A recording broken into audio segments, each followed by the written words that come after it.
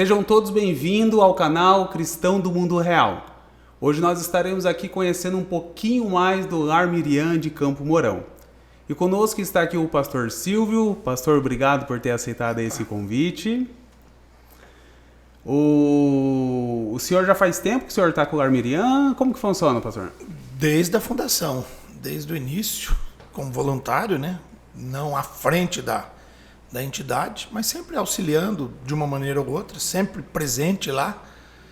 E agora a coisa de 8 anos na direção, daí como presidente da entidade. Né? E quanto tempo tem o Lar? O Lar Miriam, ele tem quase 30 anos. O Lar Miriam surgiu da necessidade aqui na cidade de um local para acolher crianças em situação de risco. Isso a gente está falando lá do começo dos anos 90, 1990. Mas ele era informal ainda, né? Não havia a vara da infância e do adolescente aqui em Campo Mourão, constituída aqui no fórum. Então era uma coisa mais com a prefeitura, então ele ficou alguns anos assim meio que informal.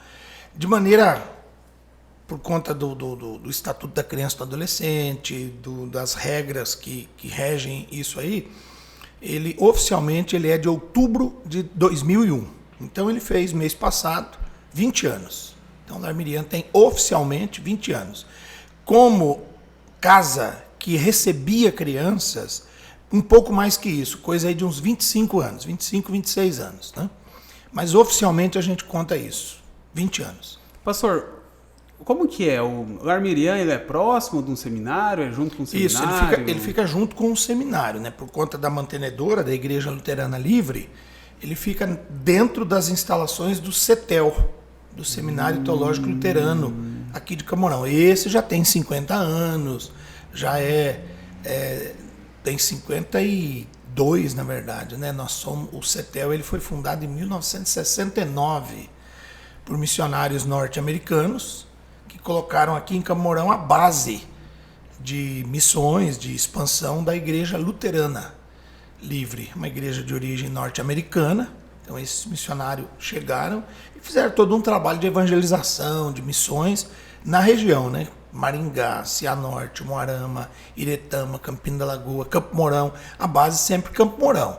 Então é por isso que o CETEL está ali e passado alguns anos, passado aí coisa de pouco mais de 20 anos, eles viram a necessidade de um trabalho social junto à cidade. Foi até um pedido da cidade na época, né? Foi um pedido da prefeitura, porque não havia um local, né? E ele então se dispôs a fundar esse abrigo. O nome completo é Casa Lar Infantil Miriam. A Miriam é a Miriam bíblica legal. Lá do livro de Êxodo, da história de Moisés, aquela que cuidou, a irmã Miriam que cuidou do pequeno Moisés. Então é por conta desse que é o Miriam. E aí surge então o Lar Miriam, no meio aí dos anos 1990, e ao longo desse tempo estamos lá cuidando de crianças. Por que surgiu a necessidade? Tinha muitas crianças aqui em Campo Mourão que estavam... Sempre teve, né? Sempre teve. O trabalho que tinha anteriormente era feito pela igreja Capela Agape. Quem teve primeiro aqui um abrigo, né?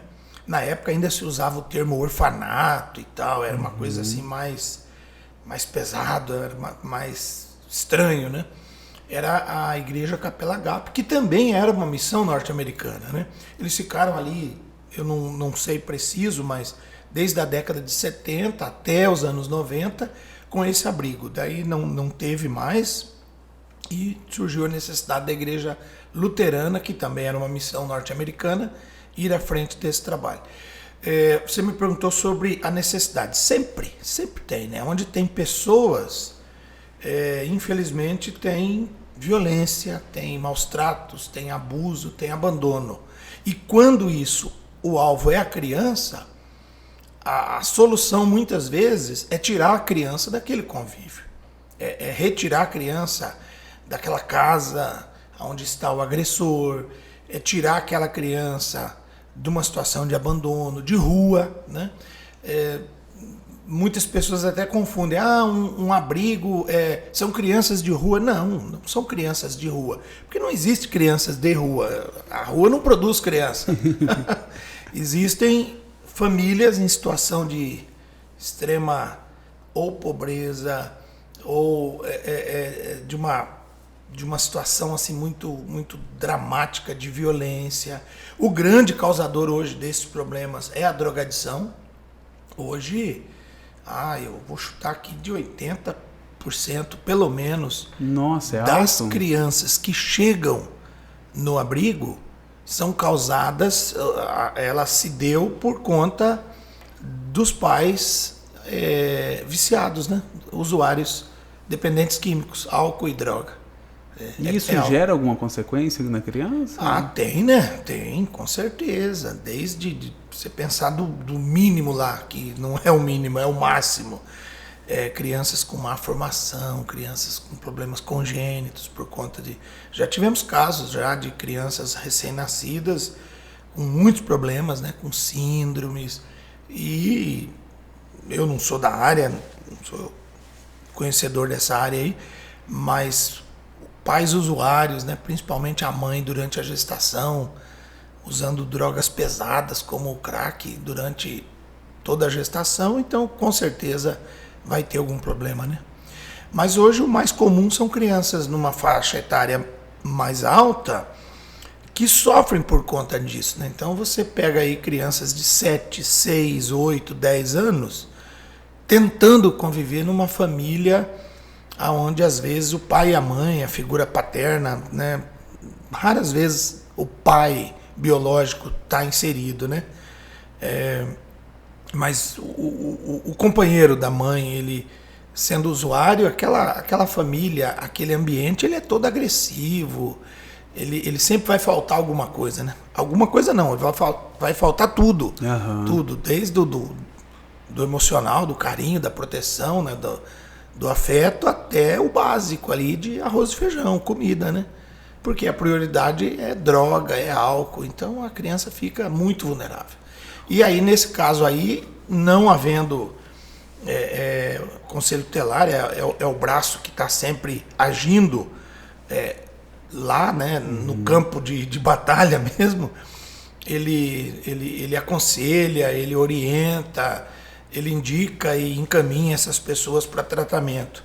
Mas é muito difícil, né? Nós sabemos que a dependência química é muito complicada, é uma coisa muito difícil, então, não havendo outra alternativa, eles retiram a criança. E colocam num lugar seguro. E no caso, aqui em Camorão, é a Casa Lar Infantil Miriam. Então, a maioria das crianças que vão até o lar é porque a justiça determinou. Exatamente, todas. Todas? Às vezes o pessoal confunde, o lar pegou meus filhos, o lar Miriam acolheu as crianças. Não, o lar Miriam, ele só recebe, né? Nós não fazemos nada, não temos essa prerrogativa, esse poder aí. Quem analisa a situação e decide por um acolhimento é a justiça, como você falou, e o braço que é o conselho tutelar, né? Quem está na linha de frente disso aí, que analisa os problemas, que leva a questão para a vara da infância, para o juiz da vara da infância aqui em Camorão, é o conselho tutelar, né? E o conselho tutelar, como eu falei, às vezes ele vai lá e apenas orienta, ele encaminha pessoas, ele corre atrás de documentação, porque a criança não pode ir para a escola porque não tem documento. É muito comum ouvir isso.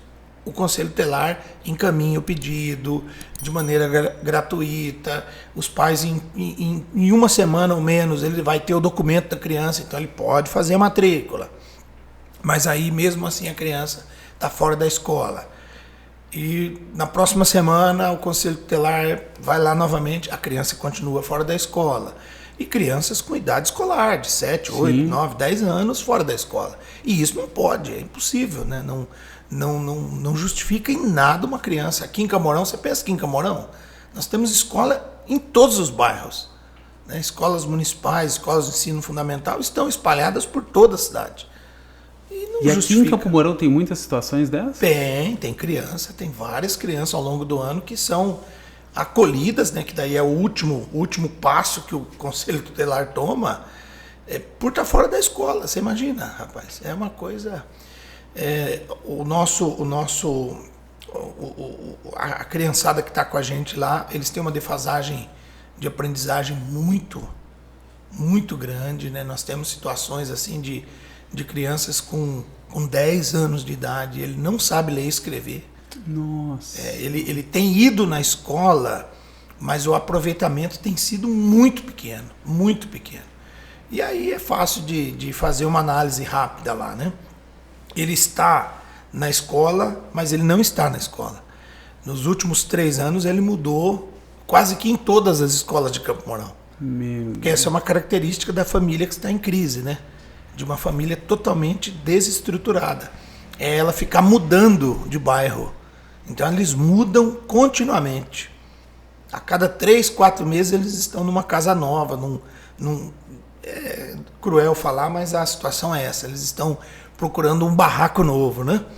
E com isso a criança vai para outra escola. E isso a gente sabe a dificuldade que gera, né? A criança leva algumas semanas para fazer novos amigos, para ter confiança naquele lugar, para se apegar ao professor e tal. E quando isso acontece, ele muda de escola, e muda de novo, e muda de novo. E muitas vezes fica um tempo fora da escola. Então o aproveitamento é muito pequeno. É uma crueldade, né? Crianças com 10, 11 anos e tendo que aprender a ler e escrever. Isso traz um complexo de inferioridade muito grande, um sentimento de eu sou diferente, né? Sim. Eu já vi casos assim, nós tivemos um caso lá que esse vai ficar marcado para sempre aí, porque foi um menino, ele ficou um período longo com a gente, né? Quase um ano, assim, 11 meses, e ele tinha 10 anos. E eu colocava ele no carro e às vezes saía, vinha para a cidade com ele, ir no supermercado, em algum lugar, buscar alguma coisa e tal. E ele tentava ler alguma coisa do carro da frente, um adesivo, a placa do carro, ou esses outdoors aí da cidade. Mas ele tinha muita dificuldade, mas muita dificuldade. Ele ficava com vergonha, mas eu ficava incentivando. Vai lá, você tem que ler, vamos ler. O tio vai te ajudar e tal. E o tempo que ele ficou com a gente, ele teve um reforço escolar muito bom, ele precisou de uma medicação, ele tinha alguns problemas lá e tal. Mas à medida que as semanas, aí os meses se passaram, ele conseguiu ler. Mas era muito interessante ver a alegria dele. E ele queria ler tudo daí, rapaz. Ele queria ler os nomes das empresas, o telefone, o que os caras faziam. Porque ele aprendeu a ler, uma coisa que era para ele ter descoberto há 4 anos atrás, né? Ele estava...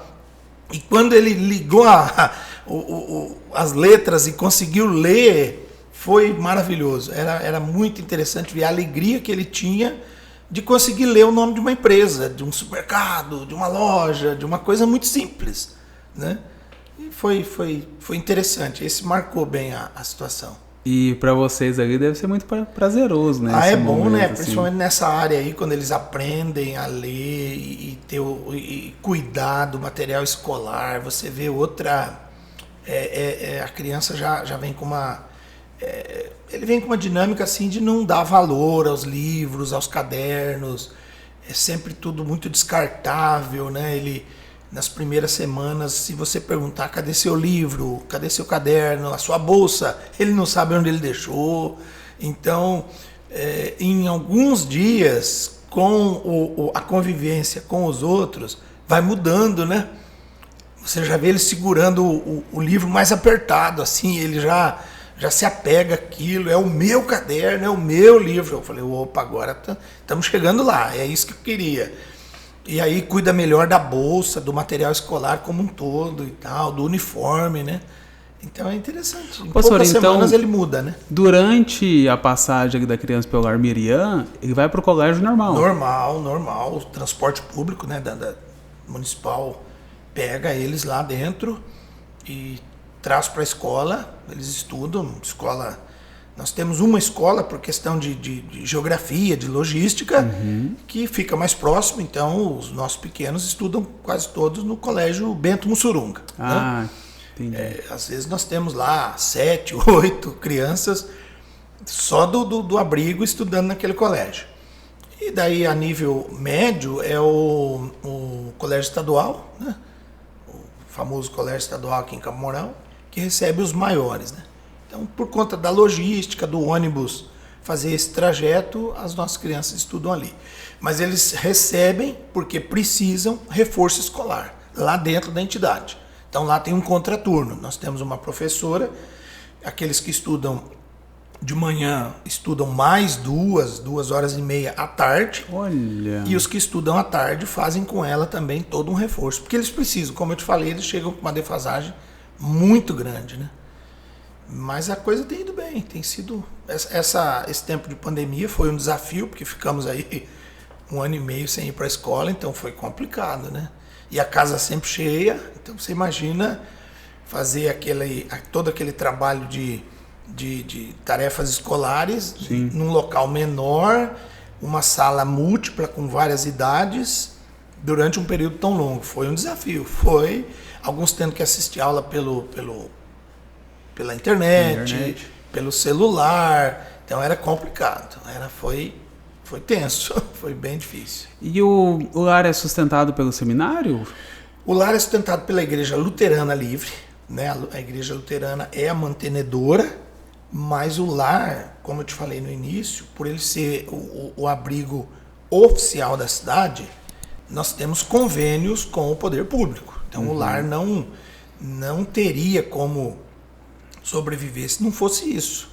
Hoje o maior parceiro do Lar Miriam é a Prefeitura Municipal. Então nós temos convênio com a Prefeitura, ela repassa um valor durante o ano e aquilo lá nós aplicamos no abrigo. E é suficiente?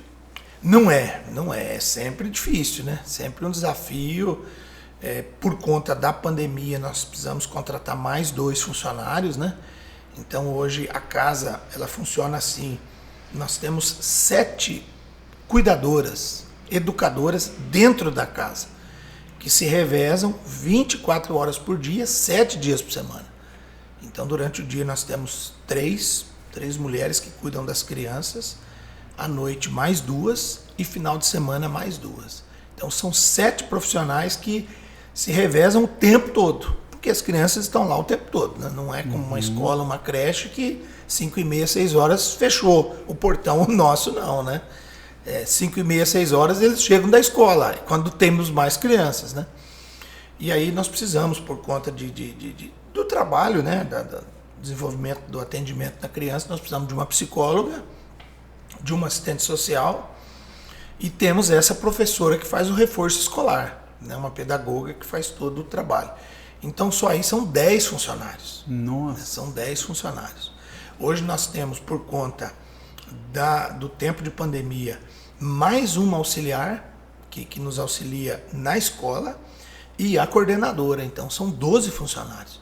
A maior despesa do lar, então, é a folha de pagamento, né? São 12 profissionais e isso gera um montante aí bem alto durante o ano, quando você soma todos você sabe, todos os encargos e a folha de pagamento, com 13º e tal, você tem um valor expressivo no final do ano. A prefeitura, ela dá aí 1/3 do que nós precisamos, né, através de um convênio, para pagar os funcionários. Aí nós temos um outro convênio com o governo estadual, que é pequeno, e um convênio com o governo federal, que é menor ainda. Então são valores menores que dão aí ajuda de 70% a 80% da nossa despesa, né? No restante, a Igreja Luterana tem bancada. E essa despesa, né, que você fala é a despesa fixa só, fixa, né? Exatamente. Através desses convênios, nós conseguimos valores para alimentação, para combustível. O detalhe é que ele nunca dá, né? Ele sempre acaba o valor antes de acabar o ano, né? Então nós estamos aqui agora indo para a última semana de novembro e não temos mais o dinheiro que foi projetado para o combustível.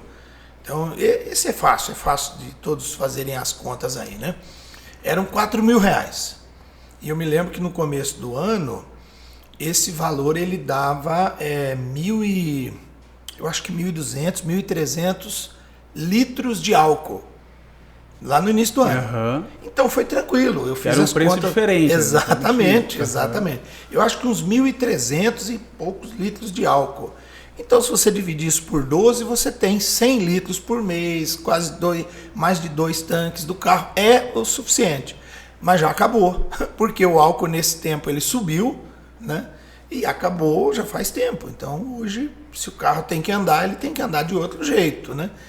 Com recurso da mantenedora da Igreja Luterana. Né?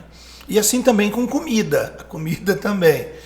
Eu me lembro que nós fizemos, para você ter ideia, nós fazemos toda a programação do ano seguinte agora. Então nós mandamos pro governo um projeto com uma cotação de comida, de combustível, de material escolar, de uniforme escolar, para eles nos auxiliarem para o ano que vem.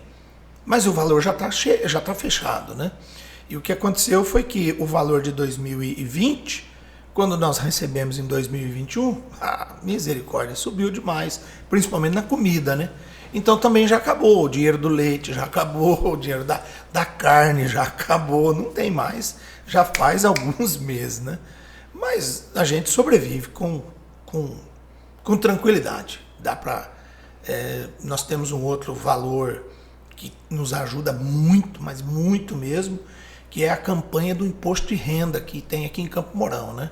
Você já deve ter ouvido falar que a sociedade aqui se mobiliza, as entidades, para fazer uma campanha em cima daquele percentual que o contribuinte pode contribuir, né?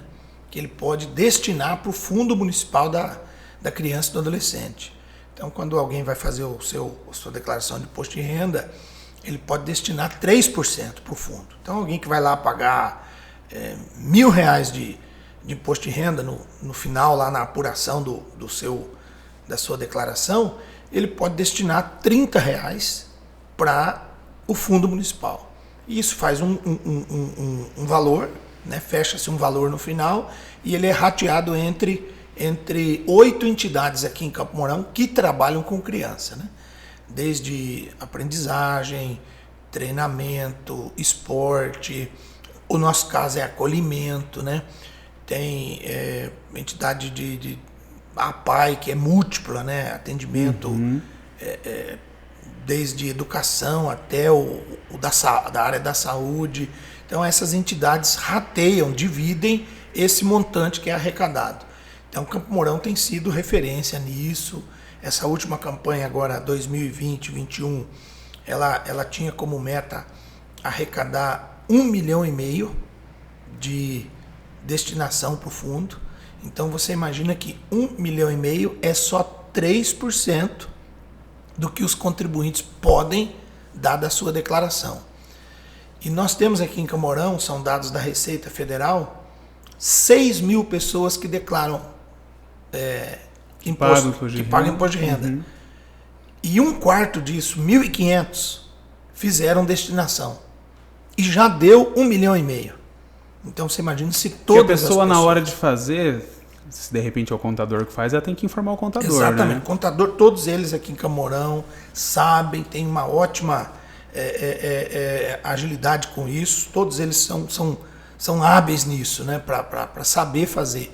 Então se alguém agora, já daqui uns dias, começando aí a pensar no seu imposto de renda, quiser destinar, por favor, fale com o contador, ou mesmo aquele que preenche em casa também. É fácil ali, no passo a passo ali, olhar lá e destinação desses 3%, só precisa colocar o CNPJ do Fundo Municipal da Criança e pronto. Ele calcula, né, todo o programa lá, calcula o valor, o percentual ele já é automático e gera uma guia, é muito fácil, muito fácil. E a gente incentiva, né? Esse valor que eu te falei de arrecadação de 1,5 milhão, ele ficou dividido em metade para o Fundo do Idoso. O Fundo do Idoso aqui em Campo Mourão arrecadou bastante, um valor expressivo. A comunidade aí deve ter ouvido das dificuldades que o Lar dos Velhinhos passou nos últimos meses aí, e esse valor é a salvação, né? É o que vai ajudar e muito o ano que vem. Então você imagina esse valor para o ano que vem no orçamento deles, como vai ser útil. E a outra metade, mais ou menos aí 750 mil, foi rateado em 8 entidades, né, com valores específicos para cada uma. O Lar Miriam recebe uma fatia desse valor, né, um pouco mais aí, em torno de 100 mil reais, que é muito importante. Esse dinheiro, ano que vem, vai fazer toda a diferença.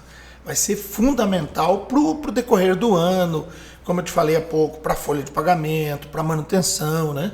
Para todas as despesas do dia a dia. Né? Pastor, quanto o lar gasta de manutenção por ano? Olha, a nossa despesa geral, fazendo o orçamento de 2022, pela primeira vez, com os acréscimos legais aí de folha de pagamento, que vai ter que reajustar o salário, com a alta dos combustíveis, da comida, de todas as coisas e tal, ele passou um pouquinho de R$500 mil, de Nossa, 500 mil reais. Foi bastante, a primeira né? vez que quando eu vi aqueles 5 seguido de mais alguns números lá, eu me impressionei, é bastante coisa. Então você vai ter aí mais ou menos 40 mil reais por mês, né? Um pouco mais de 40 mil por mês. Isso são todas as despesas, né? Todas as despesas. Com o pessoal, que é uma porcentagem maior, grande parte desse valor é com a folha de pagamento, mas aí com o dia a dia da entidade, né? O dia a dia. Mas isso você contabiliza roupa, brinquedos? Tudo, exatamente. Coisas, Todos tudo os daí? gastos. Todos os gastos. Mobília, roupa, gás, combustível, comida, tudo. Todas as despesas. E desse R$500 mil, né, que é do ano que vem, Isso. no planejamento de vocês, normalmente vocês arrecadam o quê? Uns 420. Vai faltar 80 para o ano que vem. A previsão é essa. Pelo menos. Se a gasolina não subir, se a energia elétrica não subir mais. Porque, como eu te falei, nós fazemos a previsão em cima do valor de agora. Sim. O orçamento que eu passei para a prefeitura semana passada, há uma semana atrás, para nós comprarmos alimento, eu acho que em torno de R$7 mil para o ano. R$7 mil para o ano. Eu coloquei o valor do feijão, do arroz, da farinha de trigo, do leite, com o preço atual. Simplesmente eu fui no mercado e fiz uma cotação. Mas eu não sei como é que vai estar em abril, em outubro, em setembro do ano que vem. Com certeza vai ter uma diferença, né? O dinheiro da comida não dá. O dinheiro da comida é pouco, sempre é pouco. E aí entra uma outra situação, né? Que o abrigo, ele recebe muita ajuda, né? Como eu te falei há pouco, dei o exemplo da comida, que já complicou. Você imagina, hoje nós temos 13 crianças no abrigo, só a carne, né? Só o consumo de carne dessas crianças, né? É grande, então são aí 1,8 kg, 2 quilos por refeição. Que além das 13 crianças, tem as cuidadoras. Como é longe, elas almoçam lá. Sim. Então eu tenho 16 pessoas almoçando. Uma refeição para 16 pessoas. E não se iluda, viu? Criança come bastante. E carne principalmente. Então o consumo de carne é grande. E não dá. O valor nunca dá. O valor que a gente fecha aí com o poder público nunca dá.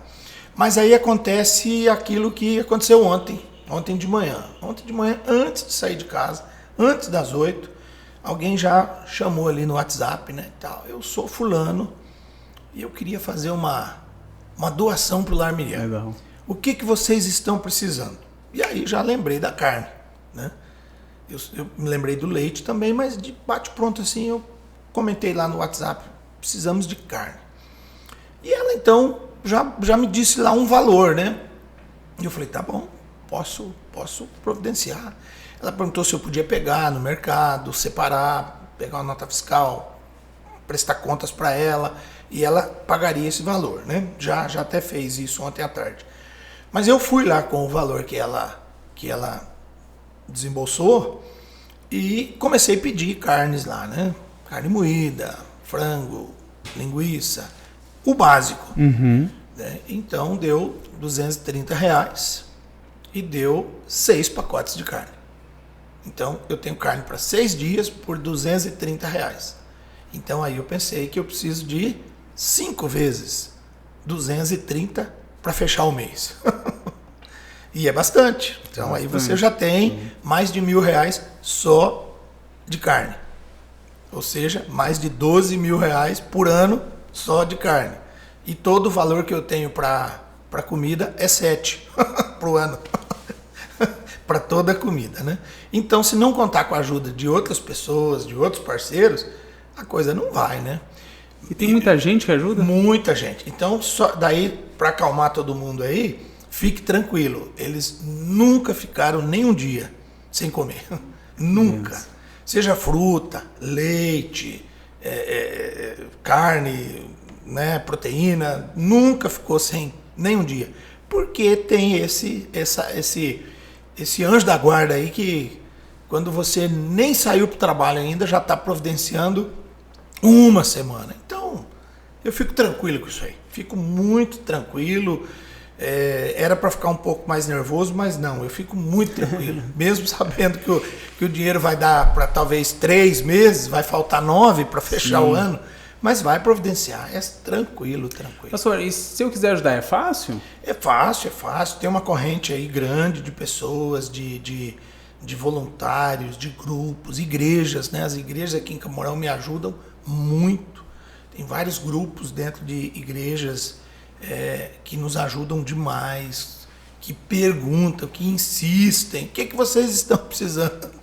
Está precisando de leite? Eu não estou precisando de leite. Vai ainda 1 mês e meio para acabar o leite.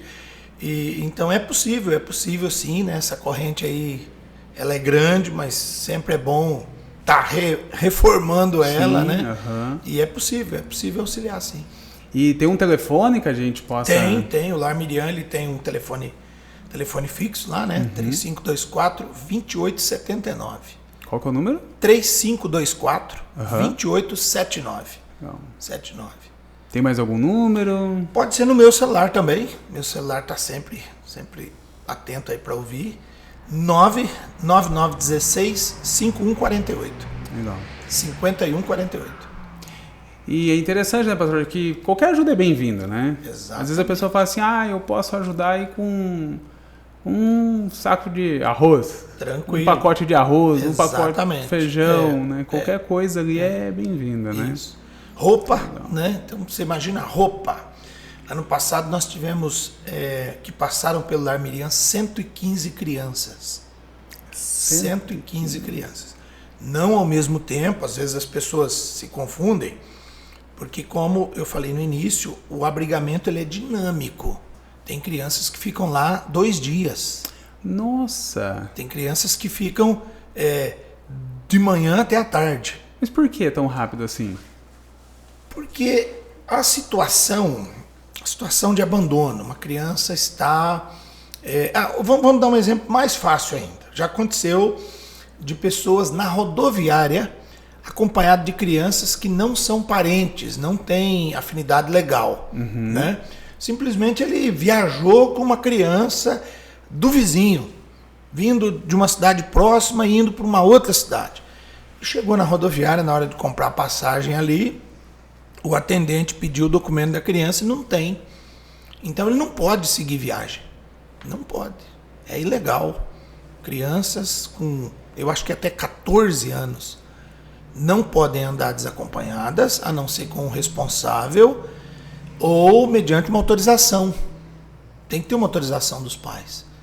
E com documentação. A criança tem que estar com o RG, a certidão de nascimento, alguma coisa. E às vezes pessoas desavisadas, pessoas muito simples, elas tentam, elas viajam e quando vê o problema tá feito. E aí a companhia lá às vezes aciona a polícia ou o conselho tutelar. E já aconteceu de crianças chegarem no Lar Miriam, um exemplo aí, 8, 10 horas da manhã, porque estavam vindo de uma cidade próxima e indo para Maringá. Mas não estavam acompanhadas de nenhum parente legal e nenhuma autorização, né, judicial, por escrito, procurado, nada. Então essa criança vai para o abrigo, porque o local é o abrigo. Então lá no abrigo ela vai poder se alimentar, tomar banho, trocar de roupa e vai estar num ambiente seguro. Mas enquanto isso, o Conselho Tutelar já acionou a mãe, os avós, um tio, um responsável legal na cidade de origem. Então já aconteceu da criança ficar conosco por conta disso, e a avó já está saindo lá de Foz do Iguaçu para vir buscar a criança. Então é questão de horas, questão de 5, 6 horas. A avó chegou, encontramos ela na rodoviária, checamos a documentação, a criança já se identificou com a avó, já abraçou a avó, já interagiu com a avó, pronto, segue viagem com a avó. Entendi. Ficou abrigado durante horas. Horas. Não é comum, isso é raro. Isso acontece uma vez por ano. Como eu falei também no início, a situação hoje maior é com questão de dependência química. E aí, então, você imagina uma criança que vai pro abrigo por conta dos pais, ou na maioria das vezes a figura materna, a mãe, ser usuária ou dependente química, alcoólatra e tal. Ela precisa de um tratamento, e esse tratamento é longo. 3, 4, 6, 8, 9 meses. Aí é onde a criança fica mais tempo. Mas nesse meio tempo, às vezes surge um avô que pode receber a criança em casa. Então, ao invés dela ficar 8 meses, ela ficou 3. É por isso que é por tempo, entende? Como que funciona, pastor? Se ela tiver algum parente... Isso, um parente que preencha lá os requisitos mínimos lá de segurança, né? de proteção, de escola, ela vai para casa. Mas isso já envolve tudo a justiça. Exatamente, quem vai decidir isso é a justiça. Exatamente. Depois que a criança foi acolhida, ela estando conosco lá, ela só sai com ordem judicial. Entende? Só com ordem judicial. Então, é um caso de justiça que daí demanda, às vezes, uma audiência com o juiz, um parente tem que ir lá, tem casos até que tem que ter advogado e tal. Não são todos os casos, e também tem a defensoria pública, né? Tem o defensor público aí que faz isso de maneira gratuita para o pessoal. Já aconteceu o caso da criança não querer ir embora? Muitos, vários casos. Durante o ano, vários casos. E principalmente aqueles que envolvem violência, né? Violência extrema, assim, abuso. A criança ressente muito na hora de ir embora. Ela tem muito medo, ela está inseguro. Porque ela não tem segurança nenhuma na sua casa. Ela, como eu falei, ela muda de casa frequentemente. E às vezes é um ambiente muito agressivo, muito pesado, né? De muita opressão e tal.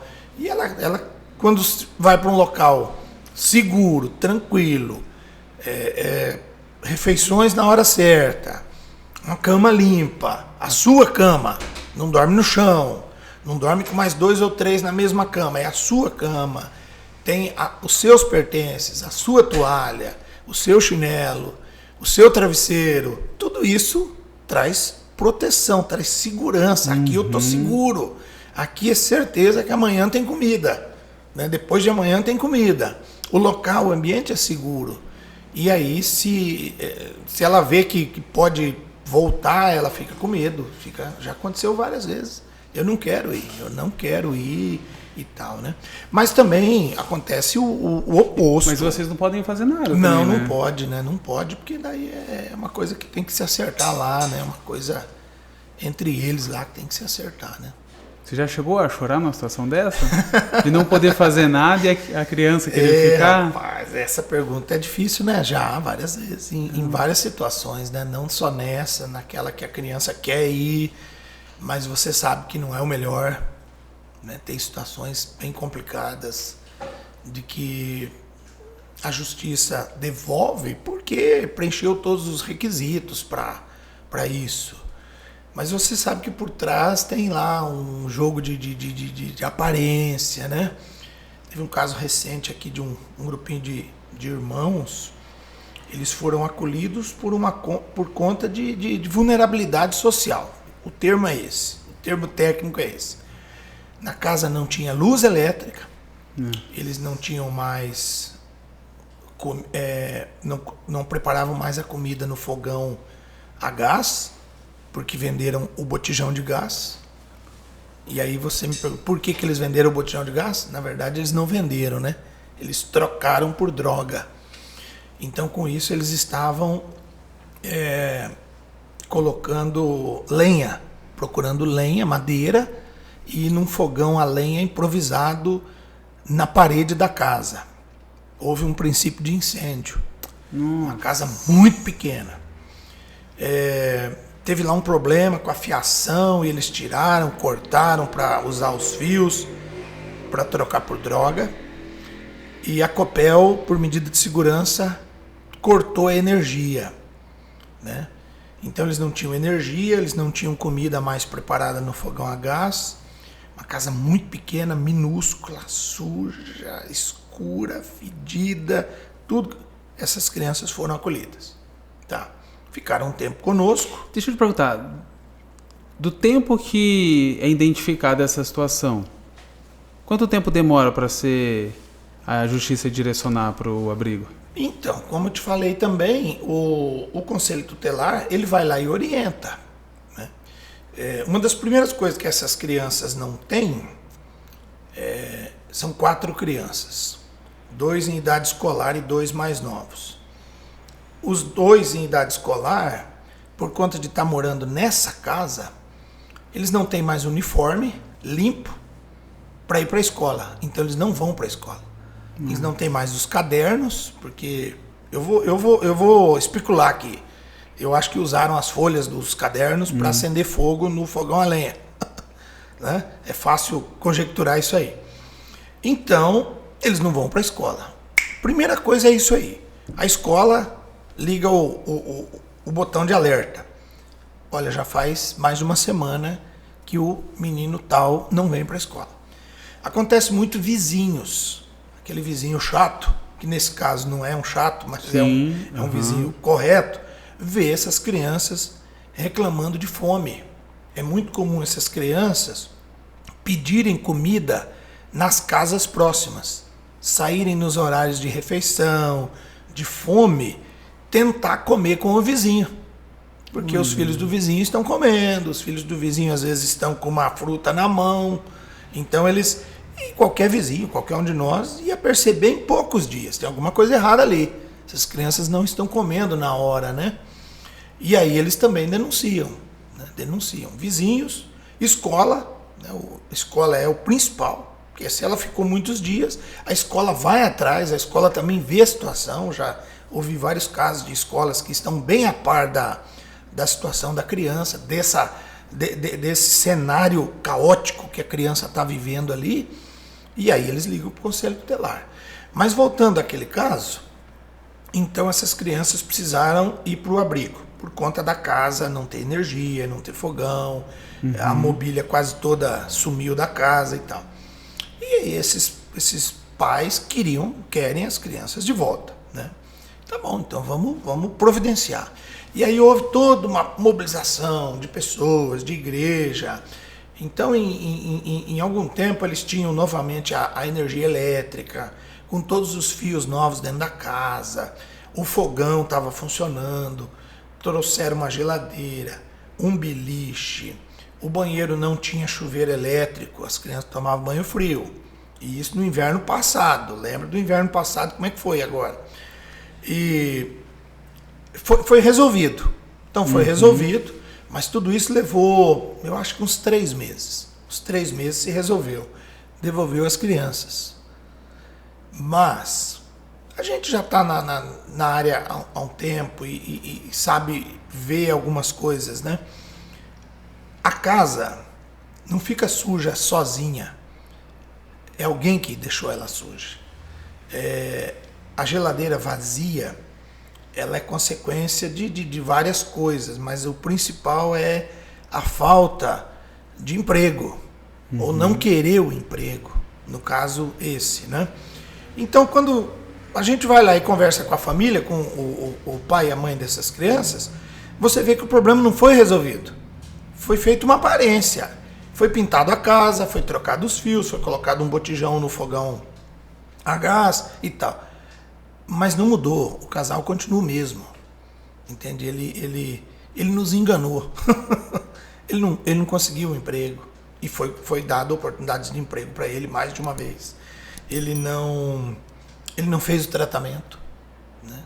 Ele apenas foi no CAPS, que é o órgão da prefeitura que cuida disso, e fez lá a sua inscrição e foi 1 ou 2 vezes numa palestra lá, mas ele não deu muita importância. Então, quer dizer, o problema continua lá. E não deu outra. Questão de 6 meses, menos, as crianças estavam de volta. Nossa. Porque não se resolveu o problema. O problema tem que resolver a origem do problema, né? Os causadores do problema, né? E isso é muito triste. Isso faz a gente chorar quando vê essa situação de um problema sem solução, que não há aquela força de vontade, não há aquele querer resolver, né? E você pensa isso numa família com 4 crianças, né? A dificuldade que não é. Uma E casinha nessa pequena. situação, na segunda vez, o que aconteceu? Voltou para a família? Não, eles estão abrigados. Eles estão Eles no estão abrigo. abrigados, estão no abrigo, né? Uma situação complicada. O abrigamento é para ser provisório no menor tempo possível. Então, a ideia é que a criança fique no abrigo o menor tempo necessário. Se ele pode ficar só um dia, no dia seguinte ele volta. Se ele precisa ficar só uma semana, no final de uma semana ele volta para o convívio da família. Que sempre, a ideia é sempre imaginar que o melhor lugar para a criança é com a sua família. Quando tem alguma coisa errada lá, é que essa criança é tirada de lá. E o que acontece, a lei, ela indica sim que essa criança volte para casa, volte para casa, volte para casa. Mas quando a situação não é resolvida, é o último passo, que daí ela vai para adoção. Daí ela vai ser colocada à disposição para uma família adotiva. Esse é o último E caso. nessa situação que 4 irmãos, né? Isso. A adoção, ela é feita individual? Não. A lei também preconiza que eles fiquem juntos. É complicado, né? Essa aí é uma situação dramática em todos os sentidos, né? Da origem, do contexto que eles viviam, e se fosse no caso de uma adoção, né? É uma situação bem extrema, porque são 4 crianças, né? Nós nunca tivemos 4, tivemos 3, vários de 3, múltiplos já, nos últimos anos, irmãos, né? 3 irmãos. 4, não ainda, né? É difícil, por conta de pensar num casal pretendente a adotar 4 irmãos de uma vez só, né? É difícil, mas... Pastor, essas crianças aí já com 10, 11, 12 anos, consegue ser adotado? É mais difícil. A cultura brasileira para adoção, ela sempre olhou com bons olhos o bebê, o pequenininho, até 2 anos, 1 ano e pouco. Esses tem uma fila gigante de pessoas aptas a adotarem crianças pequenas, né, os bebês. Maiores e múltiplos, a fila já é muito pequena. É quase zero, né? Nossa. Crianças aí na faixa de 12, 13, 14, é muito difícil a adoção. E aí fica no abrigo? Fica no abrigo. Já tivemos casos de ficar no abrigo. Hoje nós temos uma adolescente que já está indo para 2 anos. 2 anos no abrigo. Mais de 2 anos já. Mais de 2 anos. Fica lá. Já tivemos casos de adolescentes que completaram 18 anos, né? Que é a idade legal, a idade máxima do tempo que ele pode ficar com a gente, 18 anos. Lembrando que o Lar Miriam, nós recebemos meninas de 0 a 18, né? 18 incompleto, e meninos de 0 a 12. Por quê? É porque se nós tivéssemos meninos acima de 12, nós teríamos um problema com as meninas acima de 12. Então você imagina na mesma casa, meninos de 14, 15, 16 com meninas de 14, 15, 16. Então por conta dessa convivência harmoniosa aí, aqui em Camorão tem um outro abrigo, que é dos meninos a partir dos 12, Entendi. que é a Mão Cooperadora. Então a Mão Cooperadora é o abrigo masculino para meninos acima de 12. Então nós já tivemos casos, agora recente, onde também, eu acho que eram 4 irmãos também, e o mais velho tinha 15. Então, infelizmente, esse menino de 15, ele precisou ficar na mão cooperadora. E os outros 3, como eram 2 meninos pequenos e uma jovenzinha, uma menina, uma adolescente, ficaram conosco. Mas o menino de 15 anos, nós tivemos que separar, ele ficou num outro abrigo. É toda aquela convivência na mesma casa. É claro, os quartos são totalmente separados, cada um dorme no seu quarto, meninos e meninas.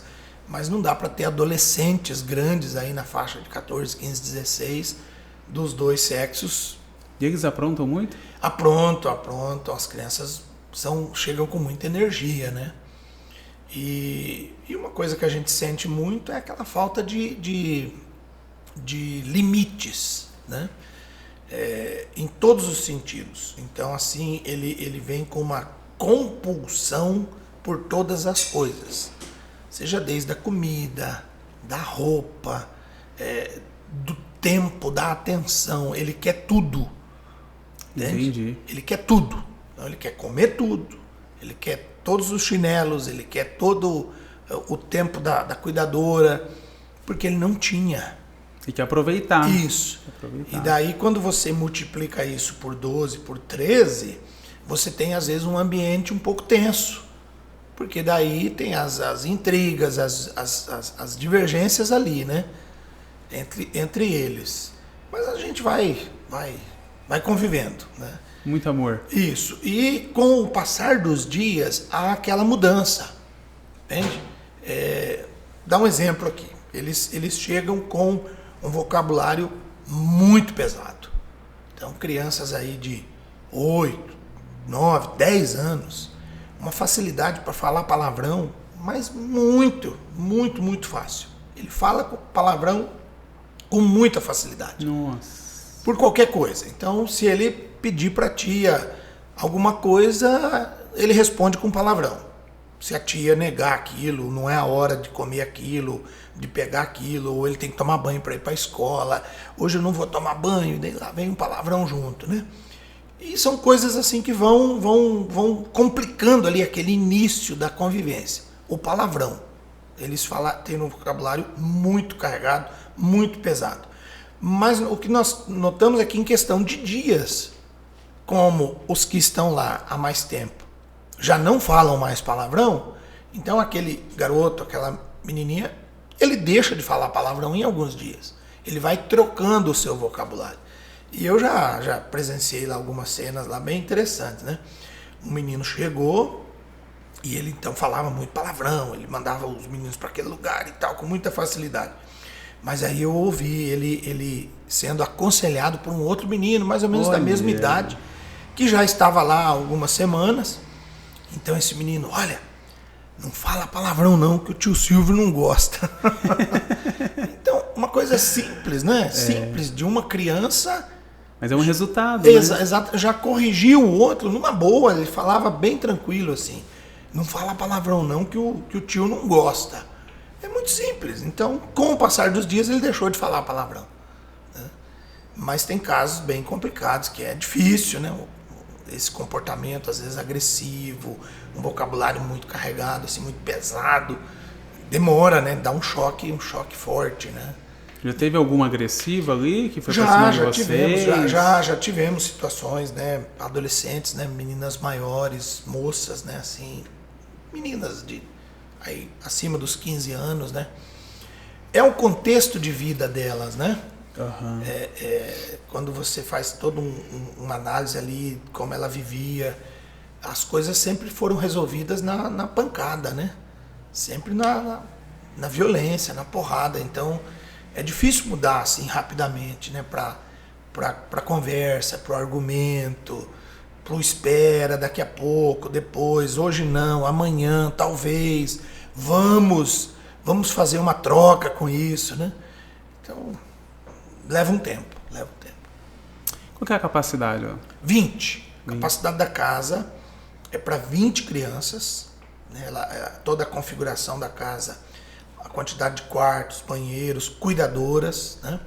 Então são 2 cuidadoras para 20 crianças. A lei pede que haja uma cuidadora para cada 10 crianças. Então hoje a capacidade da casa é 20. Nós estamos com 13.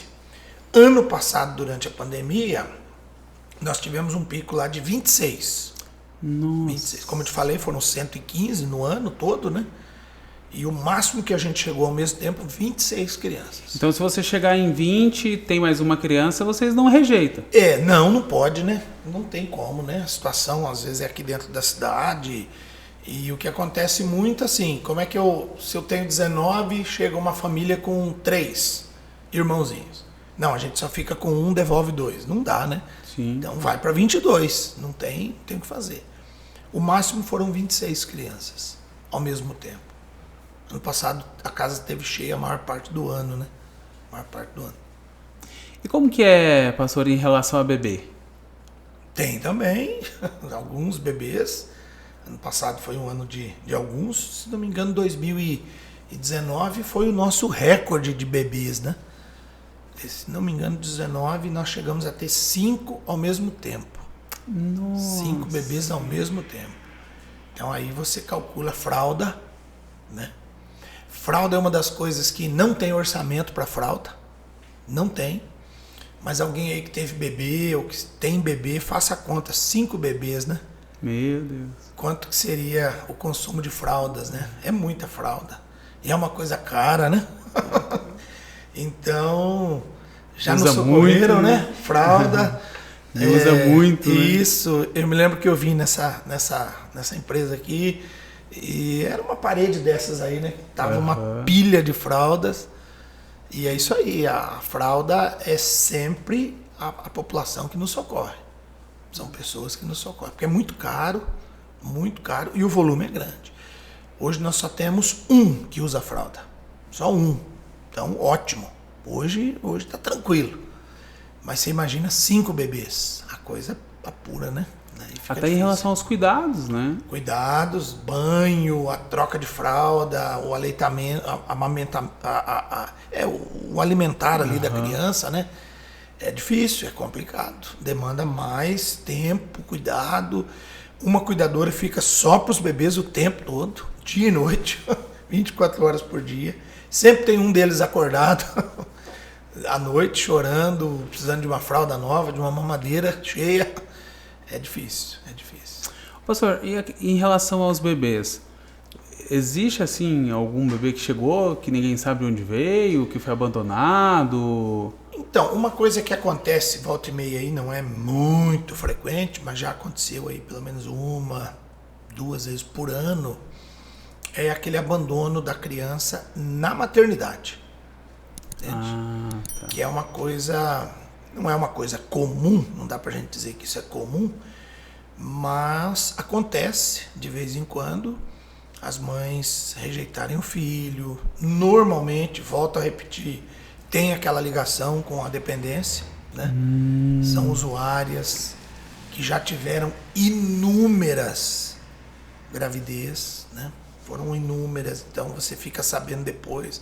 Não, essa mãe já teve 6 filhos, 8 filhos, e ela não cuida de nenhum deles, porque está naquela situação ali muito vulnerável, muito miserável, né? Então elas deixam a criança na maternidade. Então essa criança não tem vínculo nenhum, nem legal, nem emocional nenhum com a mãe, né? Essa criança, ela já vai automaticamente para adoção. Ela vai só ficar alguns dias conosco, questão de dias mesmo, porque alguém que já está apto na fila da adoção já vai ser o contemplado, já vai ser o que vai ficar feliz da vida com o sonho realizado da adoção. E essa adoção é rápida? Então, o processo de adoção, ele é um processo complicado. Às vezes as pessoas têm aquela ideia de que tem crianças no abrigo, e por que a fila, a gente vai lá no fórum e dá o nome, espera tanto tempo. A gente ouve de casos de casais que esperam 4 anos, né? 2, 3, 4, 5 anos. O que acontece? Crianças no abrigo nem sempre estão para adoção. A maioria. Então, se você pegar o ano passado, 115 crianças passaram pelo abrigo, nem 5 crianças foram para adoção. Então é um número muito pequeno de crianças que a situação era tão dramática, era tão excepcional que essa criança não pode voltar para a família. Então ela vai para adoção. É muito pequeno o número e tem mais pessoas interessadas na adoção. São inúmeros casais aqui em Camorão que todo ano entram na fila para adoção, aqui em Camorão. E não se tem crianças para adoção nessa quantidade. Então sempre você vai ficar esperando. Não é assim? É assim que a matemática... Mas é mais porque o pessoal quer beber. Isso. E daí o outro caso é esse. É que a preferência dos casais é para uma faixa etária bem pequena. E o que acontece dessas crianças estarem para adoção é que são de uma faixa etária maior. Então essa criança, nós temos pretendentes para adoção, temos crianças para adoção, mas a adoção não acontece. Entendi. Porque os casais esperam crianças com menos de 2 anos e a criança que precisa de uma nova família tem 8, 10, 12 anos. E aí a conta não fecha. É onde que fica demorado, é onde fica um processo longo, né? Por conta disso. É isso aí. E como que funciona ali, pastor, a questão da adoção? A adoção toda é via fórum, né? Toda essa parte legal, justiça, vara da infância, é tudo no fórum. Então alguém que tem esse sonho, esse projeto para sua vida aí de fazer uma adoção, uma coisa muito nobre, muito valiosa, né? Muito interessante. Aqui em Camorão eu conheço, tenho contato com alguns casais que adotaram, que são muito realizados, felizes da vida por conta disso, né? Completaram a sua família com isso. Eles têm que procurar o fórum. Procura o fórum, vara da infância, lá no 2º andar. Tem uma sala específica lá. E dá entrada num processo para ser admitido, para ser aprovado, para estar apto para adoção. Mas é rápido, nada muito complicado. O que as pessoas às vezes confundem é esse tempo. Ah, mas vai demorar muito. Vai demorar porque você vai ter algumas exigências de uma fila que não tem. E aí vai demorar mesmo, né? Mas o processo, então, digamos não, que... é rápido. É o quê? Uns 6 meses? Eu acho que menos. Você fica apto para adoção, menos que isso. É rápido. E aí, como que funciona a questão? Ah, eu tenho, conforme a minha preferência lá, que eu pedi, tem uma criança que eu posso adotar. Posso conhecer, né?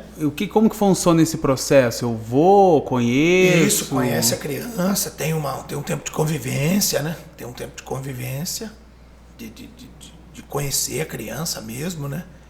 E principalmente quando são maiores, tem que ter, né? Tem que ter um tempo de convivência, de você criar um mínimo de essa vínculo. convivência eu levo para minha casa? Isso, vai passar um final de semana na sua casa, exatamente. Né? Vai passar um final de semana, 2, 3, né? Tivemos um caso recente de 2 irmãos, né? Eles nem eram aqui de Campo Mourão, eles chegaram aqui há algum tempo atrás. Também envolve dependência, olha aí, no caso da mãe. E essas crianças, então, não teve jeito, eles foram para adoção. E o casal, que estava na fila há alguns anos e tal, veio lá da região metropolitana de Curitiba. Olha. Bem longe. Eu me lembro que eles vieram, passaram o final de semana aqui em Camorão. A gente conseguiu um espaço, um local para eles dormirem. Passaram aí 2 dias aqui, conheceram as crianças e voltaram para a cidade. Aí mais um tempo, mais um mês e meio, de novo, voltaram, ficaram mais 2 dias. Aí, mais um tempo, as crianças foram para lá. Me lembro que eu levei as crianças até lá, e aí as crianças ficaram 1 semana lá, né? Ficaram até mais que 1 semana, aí, coisa de uns 8 a 10 dias. E aí, depois disso, não teve mais volta, né? Eles optaram pela adoção. Então, as crianças, há alguns dias agora, eles mandaram foto das crianças para as tias lá, para as cuidadoras, e as crianças estão felizes da vida. E acontece muito de repente a criança ir e a pessoa desistir? O casal desistir? Não, é muito raro, né? É raro. Já aconteceu. Que bom, porque é ruim, né? Você vai devolver. ou não deu certo a adoção, né? Já aconteceu, mas é muito raro, né? Muito raro. E assim, esse devolver, ele é só nesse período de conhecimento, né? Depois que a adoção é feita, a adoção no Brasil ela é algo muito sério, é muito correto, assim, né? É como um filho biológico. Depois que houve a adoção legal, com todos os documentos ali, aquele casal é pai e é mãe daquela criança. Não tem mas ele não é meu filho biológico. A lei não vê essa distinção. Entendi. Ele é um filho, então não tem esse devolver. A palavra é outra daí. É abandonar. É abandono. É abandono. É abandono. como se fosse o biológico que ele está abandonando. Né? E é tão forte nessa palavra devolver. De Não, é muito forte. Muito forte. Mas também faz sentido esse tempo de conhecimento, porque é um passo muito sério, né? Sim. É muito sério. Então, às vezes a família, o pai e a mãe que estão numa expectativa, convive lá, mesmo que seja só por 2 dias, no final de semana, daqui 2, 3 semanas, mais 2 dias. Mas ele já vai ter uma ideia, né, do que é. E acontece das pessoas, não, eu não quero, eu vou dar mais um tempo e tal, né? O que é normal daí, porque a pessoa está naquele processo de adaptação, Mas de normalmente quem quer fazer uma doação, ele tem um coração muito grande. Exatamente, assim, né? já vem disposto, né? Já vem disposto a se adaptar. Isso é bonito, né? É muito bonito, muito bonito. A adoção é interessante, é uma coisa maravilhosa. Maravilhosa. Pastor, tem a adoção provisória? Não é uma adoção, é um projeto aqui em Campo Mourão, através da Vara da Infância, de apadrinhamento. Apadrinhamento. Por conta do Covid, a gente está meio... né, a pandemia parou essa situação aí. Mas o apadrinhamento é um casal ou uma pessoa, né, não precisa ser um casal, mas alguém apto, que também preenche alguns requisitos. E essa pessoa pode apadrinhar uma criança. Então essa criança pode ficar com ela um tempo, pode passar um final de semana, né? É um projeto novo, relativamente novo, foi implantado aqui em Campo Mourão pouco antes da pandemia, mas daí assim que começou aí toda essa situação do Covid, foi dado uma parada, né? Mas eu acredito que pro ano que vem vai voltar. E tem muitos casais que têm me perguntado como é que funciona o apadrinhamento e tal, né? E o apadrinhamento também vai no fórum, procura o fórum e lá eles vão te apresentar as opções, porque nós temos no abrigo mais de um tipo de padrinho, né?